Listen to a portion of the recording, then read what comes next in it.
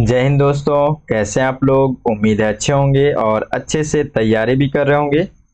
आज है 30 अगस्त 2023 और आज के करंट अफेयर्स के अंतर्गत हम लोग देखेंगे। सबसे पहले मैप प्रैक्टिस करेंगे और उसके बाद से फिर धौलपुर करौली टाइगर रिजर्व देखेंगे। फिर Ayushman Bharat digital mission microsites और फिर उसके बाद से खनन प्रहरी। ये तीन टॉपिक है, बहुत ज़्यादा इंपॉर्टेंट है प्रीलिम्स और मेंस की दृष्टि से। मेंस के लिए मैं यहाँ से एक प्रैक्टिस प्रश्न भी दूंगा जिसको आप लोग प्रैक्टिस करेंगे, उसका आंसर राइटिंग करेंगे। ठीक है, तो ज्यादा इधर उधर की कोई बातें नहीं करेंगे। तीन टॉपिक है, बहुत कम समय लगेगा और जल्दी से हम लोग इसको अच्छे से समझ लेते हैं। ठीक है, तो चलिए शुरुआत करते हैं और सबसे पहले हम लोग देखते हैं मैप में। मैप में आज हम लोग देखेंगे ग्रीस। ग्रीस के बारे में इसलिए देखेंगे क्योंकि आप अभी न्यूज में भी देखे होंगे कि ग्रीस से हम लोग थोड़ा सा एक बेहतर संबंध बनाने का भी प्रयास कर रहे हैं। ठीक है, यानी कि ग्रीस और भारत संबंध है। इसको मेंस की दृष्टि से मैं और कभी डिस्कस करूंगा, लेकिन प्रीलिम्स की दृष्टि से आप देखे होंगे कि कई बार जो है देशों के साथ जो अलग कंट्रीज हैं वो किस तरीके से जुड़े हुए हैं, बाउंड्रीज किस तरीके से शेयर कर रहे हैं, ऐसे प्रश्न पूछे जा रहे हैं। तो इसलिए हम लोग ग्रीस को यहाँ पे देखते हैं। ठीक है, तो देखिए जो ग्रीस है, ग्रीस की राजधानी आप देखेंगे यहाँ पे एथेंस। और आप अगर ग्रीस को देखते हैं तो ये तीनों तरफ से घिरा हुआ है। आप यहाँ पे देख रहे हैं पूरा मेडिटेरियन सी से घिरा हुआ है। और अगर ग्रीस के आप यहाँ पे देखते हैं उत्तर पश्चिमी क्षेत्र में, यहाँ पे आपको दिखेगा अल्बानिया। अल्बानिया दिखा, उसके बाद से जस्ट उसके बगल में आप, और ग्रीस के उत्तरी क्षेत्र में जो बॉर्डर लाइन को टच करता है वो है यहाँ पे मैसेडोनिया। फिर मैसेडोनिया के जस्ट बगल में आप देखते हैं तो ग्रीस को टच करता है जो बाउंड्रीज, वो है यहाँ पे बुल्गारिया। और बुल्गारिया के बाद से आप देखते हैं इस जगह, इस क्षेत्र में यहाँ पे ये तुर्की। ठीक है, तो तुर्की भी जो है बाउंड्रीज शेयर करता है, मतलब इसके साथ टच करता है। ठीक है, यहाँ पे देखते हैं हम लोग कि ये जो यहाँ पे कितने चार देश जो है वो ग्रीस से टच करते हैं, और एक यहाँ पे देख रहे हैं कि जो सी है वो भी टच करता है, यानी कि समुद्र से भी ये जुड़ा हुआ है। और वो कौन सा है, तो मेडिटेरियन सी है। ठीक है, तो हम लोग बेसिक चीजें इतना हम लोग देख लिए, बाकी आप लोग और भी चीजें यहाँ पे देखना चाहते हैं तो देख लीजिएगा। ठीक है, चलिए अब हम लोग आते हैं अपने टॉपिक के ऊपर। और हम लोगों को अभी देखना है आज जो यहाँ पे टॉपिक है उसमें सबसे पहला है Dholpur Karauli tiger reserve. Most important है ये, मोस्ट इंपॉर्टेंट है, याद रखिएगा। क्योंकि ये जो है ये जो धौलपुर करौली टाइगर रिजर्व है, इसको अभी मतलब एक तरीके से इसको टाइगर रिजर्व बनाने के लिए यहाँ पे एक जो राष्ट्रीय बाघ संरक्षण प्राधिकरण है वो यहाँ पे इसको मंजूरी दे दिया है। ठीक है, और ये कहाँ पे है, तो ये है राजस्थान में। ठीक है, मैप भी दिखाऊंगा। तो सबसे पहले हम लोग कुछ कुछ चीजें इसमें पढ़ लेते हैं, उसके बाद से हम लोग मैप में भी देखेंगे। जैसे कि देखिए ये जो है ये मुकुंदरा हिल्स, रामगढ़, विषधारी, रणथंभौर और सरिस्का। ठीक है, इसके बाद से मतलब ये पांचवा जो है यहाँ पे बाघ अभ्यारण्य बनेगा, कहाँ पे, राजस्थान के अंतर्गत। ठीक है, उसके बाद देखते हैं हम लोग कि बाघ अभ्यारण्य जो है वो एक राष्ट्रीय उद्यान या फिर वन्य जीव अभ्यारण्य दोनों हो सकता है। मतलब अभी यहाँ पे एक एक पॉइंट जो है वो एकदम अलग तरीके से, जो मेन मेन पॉइंट्स होते हैं जो प्रीलिम्स में ऐसे प्रश्न बन जाते हैं, तो उनको मैं यहाँ पे आपको पॉइंट टू पॉइंट जो जो थोड़ा बहुत बेसिक चीजें उसको भी मैं इसमें बताऊंगा। ठीक है, तो कई बार ऐसा सवाल आता है मन में भी या फिर प्रश्न भी बन जाते हैं कि जो है टाइगर रिजर्व हम लोग किस किस ऐसे उद्यान अभ्यारण्य को बना सकते हैं। ठीक है, तो इसके अंतर्गत है एक राष्ट्रीय उद्यान, ठीक है, या फिर वन्यजीव अभ्यारण्य, इनको हम लोग बना सकते हैं। जैसे के लिए, जैसे यहाँ पे आप देखेंगे कि ये सरिस्का जो है, सरिस्का जो है वो टाइगर रिजर्व, यहाँ पे टाइगर रिजर्व भी है और एक राष्ट्रीय उद्यान भी है। ठीक है, तो इस तरीके से हम लोग जो अलग इस तरीके से जो संरक्षित क्षेत्र जो है उस एरिया को, जैसे ही वो उद्यान है या फिर अभ्यारण्य है, हम लोग उसको टाइगर रिजर्व बना सकते हैं। ठीक है, प्रक्रिया भी मैं अभी आगे बताने वाला हूँ। सबसे पहले हम लोग थोड़ा सा मैप को भी देख लेते हैं। मैप में आप देखते हैं तो ये वाला जो पूरा एरिया है ये है राजस्थान का एरिया। ठीक है, ये पूरा राजस्थान का क्षेत्र है यहाँ से लेकर के। तो इसमें आप अगर देखते हैं यहाँ पे तो आपको ये दिखेगा धौलपुर करौली। ठीक है, तो धौलपुर करौली जो है यहाँ पे टाइगर रिजर्व, अभी यहाँ पे अब ये नया टाइगर रिजर्व बनाया जा रहा है। ठीक है, तो इसके लिए यहाँ पे आप मैप में देख रहे हैं, थोड़ा सा मैप में ध्यान रखेंगे तो काफी अच्छा रहेगा। उसके बाद से सरिस्का है, देख रहे हैं सरिस्का यहाँ पे, फिर रणथंभौर, फिर यहाँ पे आप देख रहे हैं कि रामगढ़ विषधारी। ठीक है, तो इस तरीके से अलग अलग, फिर मुकुंदरा हिल्स भी आपको दिखेगा। तो इस तरीके से इस राज्य के अंतर्गत ये अब यहाँ पे 5 जो है टाइगर रिजर्व हो गए हैं। ठीक है, राजस्थान के अंतर्गत। तो मैप भी हम लोग देख लिए। अब हम लोग कुछ और जो खास खास बातें हैं वो हम लोग इसमें देखते हैं। देखिए, जो अगर बाघ रिजर्व जो क्षेत्र है, संरक्षित क्षेत्र है, उसको कौन घोषित करेगा, क्या उसके लिए एक एक प्रावधान है या नियम है, तो उसको हम लोग देखते हैं। देखिए, नॉर्मली जो है राष्ट्रीय बाघ संरक्षण प्राधिकरण की सलाह पर, ठीक है, वन्य जीव संरक्षण अधिनियम 1972 की धारा 38B के प्रावधानों के अनुसार बाघ अभ्यारण्य को राज्य सरकार के द्वारा अधिसूचित किया जाता है।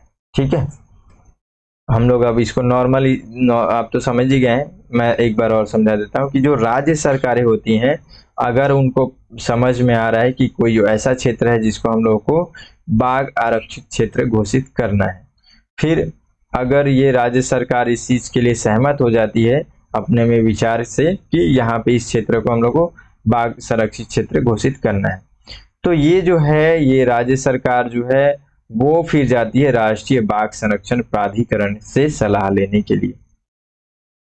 तो फिर वो जो है जो राष्ट्रीय बाघ संरक्षण प्राधिकरण है वो उसको सलाह देती है कि हाँ यहाँ पे सही है कि नहीं है, क्या है कैसा है। और फिर उसके आगे चल करके फिर वन्य जीव संरक्षण अधिनियम 1972 के अंतर्गत उसके प्रावधानों को ध्यान में रखते हुए फिर वहां पे बाघ आरक्षण क्षेत्र जो है उसको घोषित किया जाता है।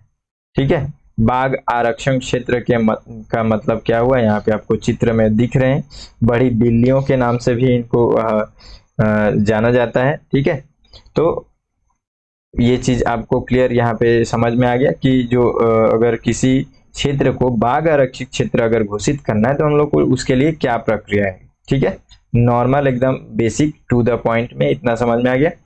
देखिए कुछ फैक्ट, जैसे कि अभी हम लोग भारत में अगर देखें हमारे पास, तो यहाँ पे 54 टाइगर रिजर्व हैं अभी। ठीक है, वर्तमान में जो है वो उसमें जुड़ा हुआ है, यानी कि जो धौलपुर करौली टाइगर रिजर्व है इसको मिला करके। ठीक है, दूसरा फैक्ट देखिए कि विश्व भर के 75% जो है बाघ भारत में पाए जाते हैं। आप देख रहे होंगे कि आजकल रीजनिंग जैसा प्रश्न बन रहा है, तो प्रश्न आपको कुछ भी इस तरीके से अलग से कथन कारण दे करके पूछ लेगा। ठीक है, या फिर इस तरीके से डाटा से भी पूछ सकता है, तो ये सब हम लोग को थोड़ा याद रखना जरूरी है। ठीक है, उसके बाद से प्रोजेक्ट टाइगर जो है वो पर्यावरण वन जलवायु परिवर्तन मंत्रालय के द्वारा शुरू किया गया है। तो एक प्रोजेक्ट टाइगर जो है आप बार बार सुने होंगे, तो इसके लिए एक छोटा सा चीज कम से कम इतना याद रखेंगे कि ये वन और जलवायु परिवर्तन मंत्रालय के द्वारा ये शुरू किया गया है और ये पूरा तरीके से केंद्र के द्वारा इसका पूरा मैनेजमेंट होता है, सारा चीज उसी के अंतर्गत होता है। ठीक है, और उसके बाद से फिर देखिए जो विभिन्न निर्दिष्ट यहाँ पे बाघ अभ्यारण्यों में बाघ संरक्षण क्षेत्र के लिए ये सरकारी सहायता भी प्रदान करता है। तो ये मंत्रालय के अंतर्गत ही सारी चीजें होती हैं, जितने भी जो बाघ से संरक्षित क्षेत्र जो है उन सभी के लिए। ठीक है, चलिए और कुछ कुछ बातें यहाँ पे देखते हैं। देखिए यहाँ पे राष्ट्रीय बाघ संरक्षण प्राधिकरण, तो इसके बारे में हम लोग थोड़ा सा पढ़ लेते हैं। ये पर्यावरण वन और जलवायु परिवर्तन मंत्रालय के तहत एक वैधानिक निकाय है जिसका गठन बाघों के बेहतर ढंग से संरक्षण के लिए वर्ष 2006 में संशोधित वन्य जीव संरक्षण अधिनियम 1972 के प्रावधानों के तहत किया गया है। तो मोस्ट इंपॉर्टेंट है, याद रखिएगा। ठीक है, ये बाघ संरक्षण प्राधिकरण का किस तरीके से गठन किया गया, इसके गठन के पीछे का उद्देश्य क्या था। तो सिंपल सा, जितने भी टाइगर्स हैं उनका संरक्षण करना। तो प्रोजेक्ट टाइगर के निर्देशों के कानूनी अनुपालन हेतु इसे वैधानिक अधिकार प्रदान करना और फिर उसके बाद से टाइगर रिजर्व के आसपास के क्षेत्र में स्थानीय लोगों की आजीविका संबंधित चिंताओं का समाधान करना। जितने भी अगर देखिए यहाँ पे क्या होता है कि जो टाइगर रिजर्व वाला एरिया है, उस एरिया में दो कंडीशन होते हैं, या तो टाइगर से लोगों को खतरा होगा या फिर लोगों से टाइगर को खतरा होगा। तो वहाँ पे जो वहाँ के जो लोग हैं, जो वहाँ निवास कर रहे हैं लोग, उन लोगों को एक तरीके से उनका जो संसाधन है, प्राकृतिक संसाधन से वो लोग जो जो चीज़ वहाँ पे यूज करते हैं, उसको भी एक तरीके से उनको उपलब्ध कराना, अगर कुछ गलत हो रहा है तो उसको भी रोकना। ठीक है, तो ये सारे जो कार्य है यहाँ पे राष्ट्रीय बाघ संरक्षण प्राधिकरण के अंतर्गत होता है। चलिए अब आगे और देखते हैं हम लोग यहाँ पे किस तरीके से प्रश्न पूछा गया है यहाँ से। तो देखिए एक प्रश्न पूछा गया था कि निम्नलिखित संरक्षित क्षेत्रों पर विचार कीजिए। कई बार इसको मैं प्रश्न को डिस्कस कर चुका हूँ, क्योंकि आप लोग को ये सब बताना जरूरी होता है ताकि इससे फोकस बढ़े, आप लोग समझ सके कि जो हम लोग डिस्कस कर रहे हैं वो बिल्कुल परफेक्टली हम लोग अपने सिलेबस और प्रीवियस ईयर क्वेश्चन के हिसाब से ही हम लोग पढ़ रहे हैं। ठीक है, तो इसमें आप लोगों को मैं पहले भी बता चुका हूँ ये सारी चीजें कि जो भीतर निकाय है वो अलग चीजें हैं, बाकी संरक्षित क्षेत्र लगभग यहाँ पे बाघ आरक्षित क्षेत्र के अंतर्गत घोषित किया गया है। ठीक है, चलिए अब आगे हम लोग देखते हैं और यहाँ पे एक और प्रश्न है, तो इस प्रश्न को भी देख सकते हैं आप कि इसमें पारिस्थितिकी दृष्टिकोण से पूर्वी घाटों और पश्चिमी घाटों के बीच एक अच्छा संपर्क होने के रूप में निम्नलिखित में से किसका महत्व अधिक है। 2017 में पूछा गया था। तो इसमें आप देख रहे हैं कि यहाँ पे जो ये सत्यमंगलम बाघ आरक्षित क्षेत्र है, काफी अच्छे से मैं मैप में कई बार इसको बता चुका हूँ। ठीक है, तो इस तरीके से प्रश्न बनाया जा रहा है। मुख्य उद्देश्य मेरा ये सब प्रश्न रखने का ये होता है कि आप लोग समझ सके कि किस तरीके से जो है कैसे पैटर्न को यहाँ पे फॉलो किया जा रहा है। ठीक है, अगला टॉपिक हम लोग देखते हैं, बहुत ज्यादा इंपॉर्टेंट है, मतलब तीनों टॉपिक इंपॉर्टेंट ही है। ठीक है, ऐसा नहीं है, लेकिन अब बोलना पड़ता है ऐसा। देखिए इसमें हम लोग देखते हैं Ayushman Bharat digital mission microsites. ठीक है, तो ये टॉपिक भी बहुत ज्यादा इंपॉर्टेंट है। चलिए इसके बारे में अब हम लोग देखते हैं कुछ बातें। देखिए राष्ट्रीय स्वास्थ्य प्राधिकरण ने देश भर में आयुष्मान भारत डिजिटल मिशन को त्वरित रूप से अपनाने के लिए 100 माइक्रोसाइट्स परियोजना की यहाँ पे घोषणा की है। एक बेसिक तरीके से, साधारण तरीके से मैं आपको पहले ये समझा देता हूँ कि ये है क्या। ठीक है, ये परियोजना है क्या। तो ये परियोजनाएं एक तरीके से समझिए कि ये अब जितने भी देश भर के अलग अलग जिले हैं, उन सभी जिलों में स्थानीय रूप से जो है अलग अलग छोटे छोटे, इसी को माइक्रोसाइट्स बोला जा रहा है, मतलब एक स्वास्थ्य सेवाएं प्रदान करने के लिए अलग अलग जगह पे इस तरीके से, मतलब एक यहाँ पे क्या कहते हैं कि एक मतलब छोटे छोटे स्थान जो है उस क्षेत्र को वहाँ पे एक मतलब जिस तरीके से मेडिकल शॉप होता है उसी तरीके से यहाँ पे जो है ये Ayushman Bharat digital mission microsites के अंतर्गत इस तरीके से स्थापना करने की ये परियोजना है। ठीक है, और इसमें फिर अलग अलग तरीके की सुविधाएं दी जाएंगी, स्वास्थ्य से संबंधित जितने भी सुविधाएं हैं वो सारी सुविधाएं यहाँ पे दी जाएंगी। ऐसे पूरे भारत भर में अब यहाँ पे 100 माइक्रोसाइट्स परियोजनाओं पर यहाँ पे उनकी घोषणा की गई है, उस पर काम करी जाएगी। ठीक है, मोस्ट इंपॉर्टेंट है, याद रखिए कि जो मिजोरम है वो अपनी राजधानी आइजोल में यहाँ पे Ayushman Bharat digital mission microsites की शुरुआत करने वाला भारत का पहला राज्य बन गया है। देखिए प्रश्न रीजनिंग के हिसाब से आप हर बार ये सब चीजों को सोच करके चलिए। कथन 1 में आपको ये दे देगा, कथन 2 में ये दे देगा, कथन 2 में ये ना दे करके मिजोरम की जगह कोई और राज्य दे देगा, तो ये ऑप्शन को गलत बना सकता है वो, चाहे सही भी बनाएगा, अगले की मर्जी है। लेकिन मैं ये बता रहा हूँ कि पैटर्न अभी ऐसा हो गया है चेंज, तो उस हिसाब से ध्यान में रखेंगे सभी को। ठीक है, चलिए आगे देखते हैं। अब देखिए यहाँ पे हम लोग थोड़ा सा ये भी समझेंगे कि जो आयुष्मान भारत डिजिटल मिशन है वो क्या है। तो आयुष्मान भारत डिजिटल मिशन जो है एक राष्ट्रीय पहल है जिसका उद्देश्य देश के डिजिटल स्वास्थ्य अवसंरचनाओं को यहाँ पे विकसित करना है। इसकी शुरुआत कब हुई थी, तो सितंबर 2021 में हुई थी।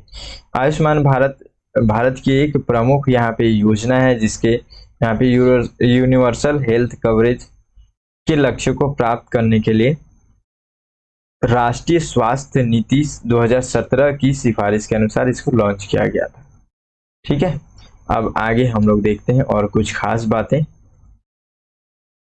देखिए, Ayushman Bharat digital mission microsites ये क्या है, तो इसके बारे में कुछ जो इंपॉर्टेंट बातें उसको देखते हैं। ठीक है, इसी को शॉर्ट फॉर्म में बोला जाता है ABDM।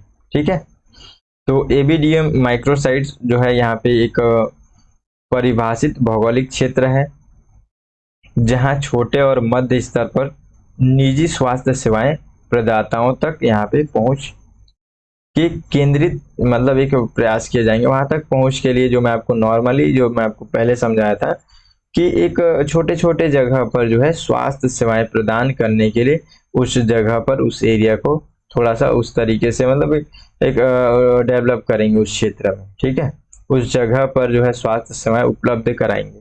तो ये मुख्य रूप से ये इनका योजना है। इसके अंतर्गत माइक्रोसाइट्स परियोजना का लक्ष्य है यह सुनिश्चित करना है कि निजी क्लिनिक, छोटे अस्पताल, प्रयोगशालाओं सहित सभी स्वास्थ्य सुविधाएं यहाँ पे सक्षम बने और मरीजों को डिजिटल स्वास्थ्य सेवाएं प्रदान करने में मदद कर सके।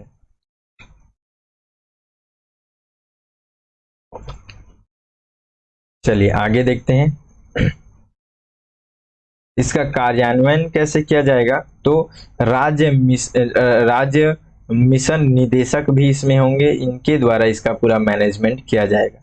और ये लोग जो होंगे वो NSA, ठीक है, के वित्तीय संसाधनों और व्यापक मार्गदर्शन के द्वारा ये लोग करेंगे। ठीक है, तो इन सभी चीजों में जो इम्पोर्टेंट बातें हैं कार्यान्वयन, कई बार इस तरीके से यहाँ से प्रश्न बनता है कि Ayushman Bharat digital mission microsites का एक तरीके से मैनेजमेंट या फिर इनका कार्यान्वयन किनके द्वारा किया जाएगा, या फिर ऑप्शन दे देगा कि इनके द्वारा किया जाएगा, तो उसको आपको सही है कि नहीं ये गलत देखना रहता है। ठीक है, तो उसके अंतर्गत ये सब चीजों को थोड़ा सा ध्यान से आप लोग मतलब याद रखेंगे तो आप लोग वहां पे सही आंसर दे सकते हैं। ठीक है, चलिए आगे बढ़ते हैं। अब हम लोग देखते हैं कि जो Ayushman Bharat digital mission microsites है इसका लाभ क्या है।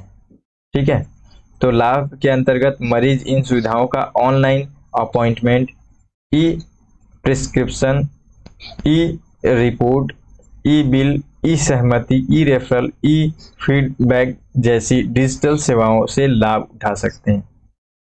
ये सब जगह पे इसका क्या मतलब है ई का, तो हम लोग लगातार यहाँ पे डिजिटल पढ़ रहे हैं, डिजिटल मिशन पढ़ रहे हैं, मतलब हर एक चीजों को डिजिटली रूप में करना।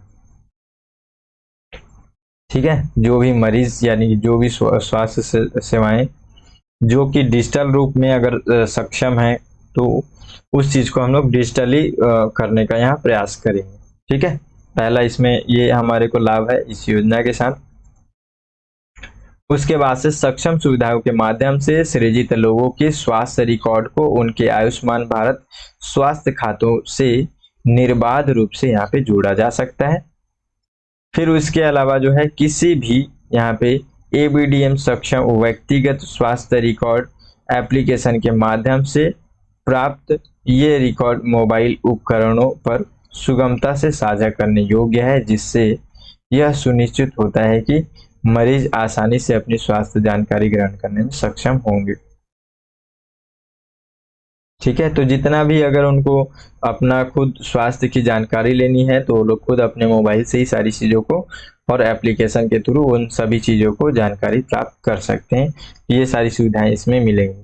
ठीक है, वर्तमान स्थिति क्या है इसकी, ये जो योजना है तो इसमें जो है वर्तमान स्थिति में मिजोरम, ठीक है, मिजोरम के साथ तो आंध्र प्रदेश, अब फिर यहाँ पे मध्य प्रदेश, उत्तर प्रदेश, महाराष्ट्र और छत्तीसगढ़, ये ऐसे राज्य हैं जिनके अंतर्गत जो है Ayushman Bharat digital mission microsites का एक तरीके से यहाँ पे धीरे धीरे उनका प्रगति यहाँ पे हो रहा है। ठीक है, चलिए आगे हम लोग अब देखते हैं कि जो यहाँ पे राष्ट्रीय स्वास्थ्य प्राधिकरण है ये इसके बारे में कुछ बेसिक पॉइंट, मतलब कुछ फैक्ट इसके बारे में भी हम लोग देख लेते हैं, क्योंकि इस तरीके से प्रश्न पूछा जाता है।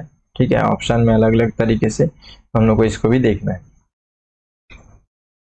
देखिए, भारत की प्रमुख सार्वजनिक स्वास्थ्य बीमा या आश्वासन योजना आयुष्मान भारत प्रधानमंत्री जन आरोग्य योजना को लागू करने के लिए एक जिम्मेदार शीर्ष निकाय है। ठीक है, राष्ट्रीय स्वास्थ्य प्राधिकरण। उसके बाद से फिर इसी के अंतर्गत जो है इसे जो राष्ट्रीय स्वास्थ्य प्राधिकरण है, इसको राष्ट्रीय डिजिटल स्वास्थ्य पारिस्थितिकी तंत्र के निर्माण के लिए रणनीति डिजाइन करने, तकनीकी बुनियादी ढांचे के निर्माण और राष्ट्रीय डिजिटल स्वास्थ्य मिशन के कार्यान्वयन की भूमिका भी सौंपी गई है। कैबिनेट के निर्णय के अनुसार पूर्ण कार्यात्मक स्वायत्तता के लिए राष्ट्रीय स्वास्थ्य एजेंसी को यहाँ पे 2 जनवरी 2019 को राष्ट्रीय स्वास्थ्य प्राधिकरण के रूप में पुनर्गठित किया गया। ठीक है, तो ये कुछ बातें जो है राष्ट्रीय यहाँ पे स्वास्थ्य प्राधिकरण के बारे में जरूरी बातें थी। ठीक है, देखिए यहाँ से एक प्रश्न, अब आपको अभ्यास प्रश्न मैं यहाँ दे रहा हूँ, आपको इसका आंसर राइटिंग करना है। इसमें देखिए, Ayushman Bharat digital mission microsite सार्वजनिक उपचार के क्षेत्र में एक बेहतर विकल्प है, विवेचना कीजिए। ठीक है, 150 शब्दों में, ज्यादा नहीं, 150 शब्दों में आपको उत्तर लिखना है, 10 अंक का ये है। ठीक है, चलिए अब आगे हम लोग यहाँ पे अगला टॉपिक देखते हैं, खनन प्रहरी। तो जो खनन प्रहरी है अभी न्यूज में इसलिए है क्योंकि ये एक एप्लीकेशन है, ये लॉन्च किया गया है। इसमें जितने भी अवैध जो कोयला है उसका एक तरीके से यहाँ पे दुरुपयोग को रोकने के लिए किया गया। ठीक है, देखिए, ऐप नागरिकों को जियो टैग की कई तस्वीरों और पाठ्य सूचना प्रस्तुत कर अवैध कोयला खनन की घटनाओं की रिपोर्ट करने में सक्रिय भूमिका निभाने की अनुमति देता है। तो ये एप्लीकेशन मुख्य रूप से मैं आपको अभी बताया, जो मतलब अवैध कोयला खनन वगैरह को एक तरीके से रोकने का उपाय यहाँ पे किया गया। तो ये एप्लीकेशन यहाँ पे लॉन्च किया गया है। ठीक है,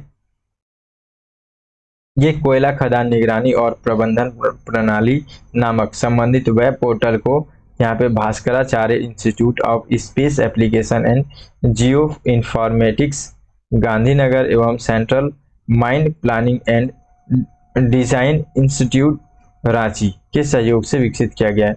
तो यहाँ पे दो आप देख रहे हैं, 2 सेंटर्स मिले हुए हैं, तो 2 सेंटर्स मिल करके फिर जो है इस एप्लीकेशन को यहाँ पे बनाए हैं। तो इनको ध्यान रखेंगे। अब ये जो एप्लीकेशन है इसकी मुख्य विशेषता क्या है, तो इसकी विशेषता देखते हैं कि घटनाओं की रिपोर्टिंग करना। तो इससे संबंधित कुछ भी ऐसे मतलब जो कोयला खनन है उससे संबंधित कोई भी घटनाएं होंगी तो ये रिपोर्ट करेगा। गोपनीयता, जो भी इसके संबंध में अगर कुछ ऐसी जानकारी देता है उसकी जो खुद वो जो व्यक्ति है उसका भी पूरा सुरक्षा रहेगा, उसको गोपनीय रखा जाएगा। शिकायत ट्रैकिंग, अगर कोई भी यहाँ से इस एप्लीकेशन से शिकायत किया हुआ है तो वो खुद जो है उस एप्लीकेशन के थ्रू, उसका एप्लीकेशन अभी किस स्थिति में है उसको ट्रैक कर सकता है। तो ये कुछ विशेषताएं हैं इस एप्लीकेशन की। ठीक है, तो नॉर्मली जो बेसिक चीजें थी वो हम लोग समझ गए। अब कोयला से संबंधित बातें हो रही हैं तो यहाँ पे कोयला के बारे में कुछ खास बातें हम लोग देख लेते हैं। जैसे कि भारत विश्व का दूसरा सबसे बड़ा कोयला उत्पादक है और साथ ही साथ कोयला भंडार में यहाँ के मामले में 5वां सबसे बड़ा देश। ठीक है, उसके बाद से जो है यहाँ पे एक तरीके से जो कोयला है उसको काला सोना के नाम से भी जाना जाता है। उसके बाद से यहाँ पे जो है भारत स्वयं यहाँ पे प्रमुख उपभोक्ताओं में से एक है, यानी कि ये जो बातें बोली जा रही है इसके अंतर्गत हम लोग को ये समझ में आ रहा है कि हम लोग कोयला का भंडारण तो बहुत कर रहे हैं, उत्पादन भी कर रहे हैं, लेकिन हम लोग उसका उपभोग भी बहुत ज्यादा कर रहे हैं। इतना कर रहे हैं कि हम लोग को यहाँ पे आयात करना पड़ जा रहा है, मतलब हम लोग को बाहर से भी और मंगाना पड़ जा रहा है। देखिए, वर्ष 2022-23 में जो है भारत का कोयला आयात लगभग 30% तक बढ़ गया है। देख रहे हैं, मतलब और एक्स्ट्रा हम लोग को मंगाना पड़ जा रहा है। तो ये छोटे छोटे जो पॉइंट है ना, ये पॉइंट बहुत ज्यादा इंपॉर्टेंट है प्रीलिम्स की दृष्टि से, तो याद रखिएगा उसको। उसके बाद से देखिए कि जो हम लोग भारत की स्थिति में भंडारण की जो स्थिति है उसमें देखें कि झारखंड पहले नंबर पे आता है और फिर उसके बाद से उड़ीसा और फिर छत्तीसगढ़। और उत्पादक की दृष्टि से अगर हम लोग देखें तो छत्तीसगढ़ प्रथम नंबर पे आता है, उसके बाद से उड़ीसा, फिर झारखंड। ठीक है। भारत के सबसे महत्वपूर्ण यहाँ पे गोंडवाना, और गोंडवाना क्रम की जो चट्टानें, उसी में कोयले की अधिक मात्रा आपको दिखेगी, बहुत बेहतर मात्रा दिखेगी। ठीक है। और ये जो क्षेत्र है वो दामोदर जो घाटी में स्थित है। ठीक है। हम दामोदर नदी घाटी अगर देखे होंगे तो आपको दिखेगा पश्चिम बंगाल झारखंड का लगभग इस तरीके से जो है बॉर्डर से जुड़ा हुआ है। ठीक है। अब देखते हैं हम लोग थोड़ा सा जो कोयले के अलग अलग प्रकार हैं। ठीक है। उन सभी प्रकार को हम लोग यहाँ पे देखने वाले हैं। नॉर्मली छोटी छोटी बातें। ठीक है। इसमें 4 प्रकार है, जैसे आप देख रहे हैं यहाँ पे चित्र में भी, कि एंथ्रेसाइट है, बिटुमिनस है, लिग्नाइट है और पीट है। ठीक है। तो सबसे पहले एंथ्रेसाइट कोयला, ये किस तरह का कोयला है, थोड़ा सा 2-3 पॉइंट, जैसे कि ये सबसे उच्च गुणवत्ता वाला कोयला है। तो सबसे मुख्य रूप से सबसे बेस्ट कोयला जो है वो एंथ्रेसाइट होता है, क्योंकि इसमें जो है कार्बन की मात्रा जो है यहाँ पे 94 से 98% तक होती है। तो जिसमें जितना अधिक कार्बन रहेगा उतना अधिक वो बेहतर होगा, मतलब उसकी गुणवत्ता अच्छी रहेगी। ये कोयला जो है बहुत मजबूत और चमकदार होता है। देखिए यहाँ पे ये फर्स्ट वाला जो है वो। ठीक है। उसके बाद से दूसरा देखिए कि बिटुमिनस। बिटुमिनस में देखेंगे कि इसमें लगभग कार्बन की मात्रा 78 से 86% होती है, लगभग ये भी ठीक होता है, अच्छा होता है, और थोड़ा हल्का भूरा टाइप से होता है। दूसरे नंबर पे आप देखिए चित्र को।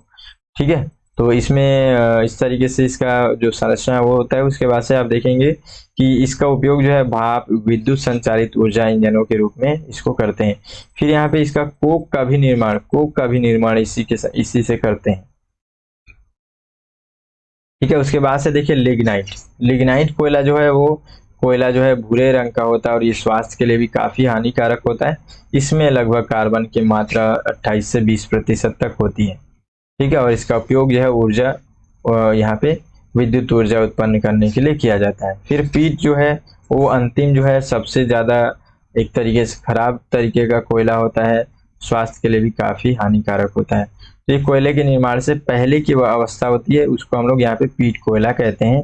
और ये जो है इसमें कार्बन की मात्रा 27% से यहाँ पे कम होती है, और यह कोयला स्वास्थ्य की दृष्टि से अत्यधिक यहाँ पे हानिकारक भी होता है। ठीक है। तो इस तरीके से हम लोगों ने जो जो मेन टॉपिक था, तीनों टॉपिक को हम लोगों ने अच्छे से कवर कर लिया। ठीक है। बहुत ज़्यादा समय भी नहीं लगा और हम लोग अच्छे से कवर कर लिए हैं। तो आप लोग इसका बेहतर से अच्छे से नोट्स बना लीजिएगा, और जो मैं आपको प्रश्न दिया उसका आंसर राइटिंग कर लीजिएगा। ठीक है। अगर आपको वीडियो हमारा मेहनत अच्छा लग रहा है तो आप वीडियो को बिल्कुल लाइक कीजिएगा, कमेंट कीजिएगा। देखिए इसमें कंजूसी मत कीजिएगा आप लोग। ठीक है। और चैनल को सब्सक्राइब नहीं किए हैं तो कर लीजिएगा। ठीक है। मिलते हैं फिर अगले वीडियो में, तब तक के लिए जय हिंद।